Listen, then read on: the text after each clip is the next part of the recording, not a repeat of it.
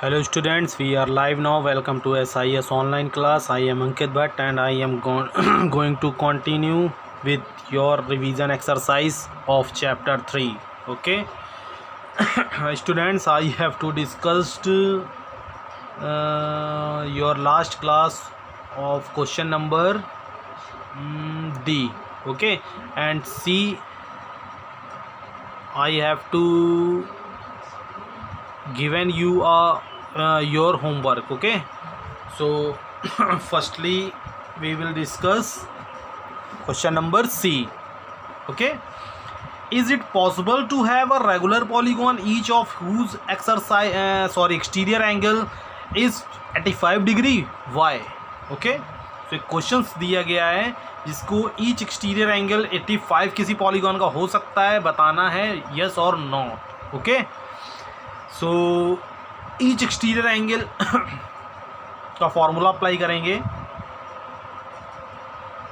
Each exterior angle equals to exterior है ना, हाँ okay, 360 upon n. And each exterior angle की value क्या दी गई है 85 equals to 360 upon n. Okay, n को 85 के पास ट्रांसफ़र करेंगे तो मल्टीप्लाई में हो जाएगा इक्वल्स टू 360. अब हमको एन की वैल्यू फाइंड करनी ना बेटा, तो 85 को 360 की ओर ट्रांसफ़र करना होगा. 360 और 85 मल्टीप्लाई में तो डिवाइड में चेंज हो जाएगा. ठीक है, सो 5 से दोनों डिजिट्स कट हो रही, कट कर लेंगे. 5 1 सा 5, 3 रिमाइंडर 35 हो जाएगा टोटल. 5 7 सा 35, 5 7 सा 35, 1 नोट करेंगे रिमाइंडर में, 0 भी नोट हो जाएगा. 10 5 2 सा 10. Okay, and n equals to आ जाएगा 72 अपॉन 17. और नंबर ऑफ साइड्स कभी भी फ्रैक्शंस में नहीं होती हैं, so it is not possible a regular polygon. Okay, this is not a regular polygon exterior angle. Okay, this is not a regular polygon exterior angle, मतलब कि ये एक रेगुलर पॉलीगॉन का एक्सटीरियर एंगल नहीं है. Okay, so question number c सभी को समझ में आ गया होगा आई थिंक. एक बार जिसको नहीं समझ में आया एक बार फिर से समझ लीजिएगा. एक्सटीरियर एंगल का फॉर्मूला अप्लाई किया है 360 upon n. Each exterior angle 85 given था, तो 85 नोट किया एक्सटीरियर एंगल के इक्वल, एंड 30 सेम एज पूरा फार्मूला वैसे नोट कर देंगे. एंड डिवाइड में था, मल्टीप्लाई में ट्रांसफ़र हो जाएगा. So 85 into n equals to 360. 85 multiply में डिवाइड में ट्रांसफ़र हो जाएगा क्योंकि हमको एन की वैल्यू फाइंड करनी, तो सो एन को हमें अलाउन करना होगा. ठीक है, सो 85 डिवाइड में गया, कटिंग करी, फ्रैक्शन में आंसर हमने फाइंड किया. सो नंबर ऑफ साइड्स कभी भी फ्रैक्शन में नहीं होती हैं, so this is not a regular polygons exterior angle. Apostrophe S लगाना होगा पॉलीगॉन्स में. ओके, सो डी नंबर तो बता ही चुके थे. ई नंबर क्वेश्चन से एक आप देख लीजिएगा. A field in the shape of a pentagon, इस टाइप से देखिए फील्ड है आपकी. 2 of the interior angles of the pentagon are right angles. 2 angles देखिए जो आपको 90 के आपको गिवन है, and the remaining 3 angles are equal. Okay, so मैंने एक्स नोट कर लिए. Let the other equal interior angle भी x. Okay, so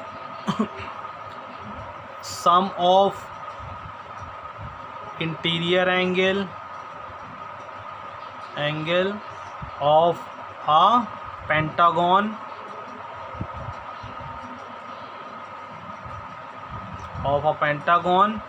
sum of interior angle of a pentagon. क्या होगा sum of interior angle? जिसको पता है वो नोट कर ले, जिसको वैसे तो 540 होता है, और जिसको नहीं पता है बेटा वो फार्मूला यूज़ करके निकाल लेगा. कौन सा फार्मूला सर? n-2 इंटू 180 से, सम ऑफ इंटीरियर एंगल से. So number of side is 5 minus pentagon है ना, into 180. So 3 into 180 is equals to 540. Sum of interior angle of a pentagon is 540. जिनको पता है ठीक है, जिनको नहीं पता वो निकाल लेंगे ऐसे, ठीक है. So all 5 angles, the sum of all 5 angle is 540. So सभी को ऐड करा देंगे. 90 + 90, 2 एंगल्स तो 90 के हैं और अदर 3 एंगल्स x + x के हैं, और इसको इक्वल करके 540 डिग्री के इक्वल कर देंगे. So 90 90 180 degree and x + x + x 3x is equals to 540. So 3x is equals to 540 minus 180. Okay. 3x is equals to minus करा देंगे 0, 14 - 8 6 and 4 - 1 3, 360. x is equals to 360, 3x के साथ multiply form में है, so other side divide में हो जाएगा. 3 1 ज़ा 3 2 ज़ा, so x is equals to 120 degree. Other 3 angles of a pentagon is 120 degree. Okay. जिसको नहीं समझ में आया बहुत अच्छे से देख लीजिएगा. I repeat, let the other 3 equal interior angle be x. Okay. कभी कभार लैंग्वेज चेंज करके बोल देते हैं, कोई इसमें माइंड करने वाली बात नहीं है. Sum of interior angle of a pentagon is equals to 540 degree. जिससे पता है ठीक है, जिससे नहीं पता फॉर्मूले के थ्रू फाइंड कर लेगा. Okay. And sum of all 5 angles of a pentagon is equals to 540. तो 180 + 3x is equals to 540 degree. Okay. So 3x is equals to 540 degree minus 180 degree. So 3x is equals to 540 minus 180 means 360. x is equals to 360, 3 को divide करा देंगे, x is equals to 120 degree. आपका answer find हो जाएगा. Okay. So question number मैंने F भी आपको homework में दिया था. जिनको आ गया ठीक है, जिनको नहीं आया वो देख लें. ABCD is a rectangle. So let draw ABCD is a rectangle and diagonal AC is 2x + 3 and diagonal BD is equals to 4x - 15. Okay. Find the value of x and the length of AC and BD.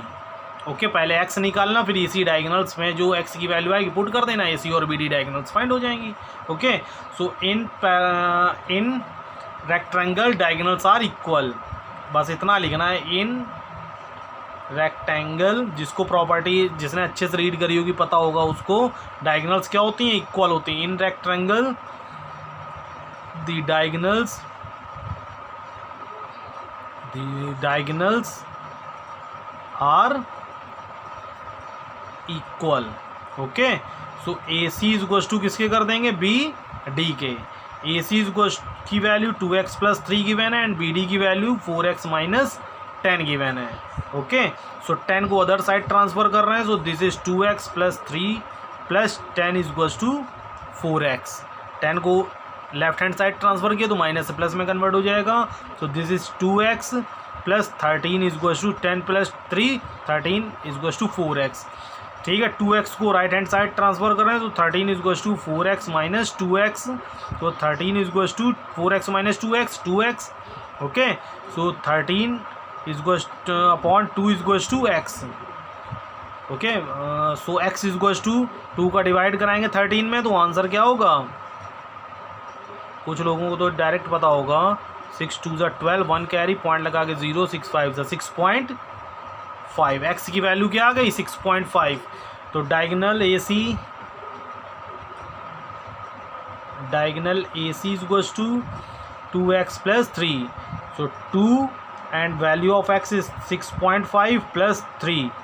So this is 13 + 3 is equals to 16. Okay. And diagonals BD is equals to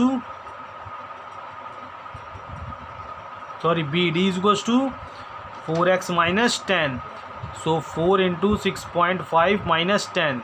So this is 26 minus 10 is equals to 16.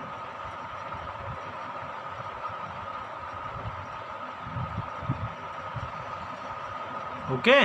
तो देखिए दोनों की value equal आई है ना.